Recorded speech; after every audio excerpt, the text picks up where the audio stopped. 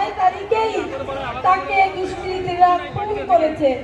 তাই আমি আজ 9 তারিখেই আমি যাচ্ছি মনোনয়নপত্র জমা দিতে এবং বিজেপি প্রার্থী হিসাবে জয়েন করতে।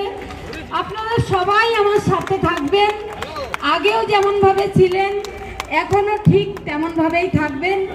এই দুর্নীতিবাজ একজন মুখ্যমন্ত্রী যিনি নারীদের সুরক্ষা দিতে পারেন না বলে বলেন 8টার পরে মেয়েরা বাইরে বেরোবে না, মেয়েদের নাইট ডিউটি দেওয়া হবে না। তো এই মহিলা মুখ্যমন্ত্রী আমাদের সবার লজ্জা, এটা পশ্চিমবঙ্গের লজ্জা, এটা পানিহাটিবাসীর লজ্জা। তাই সবাই একসাথে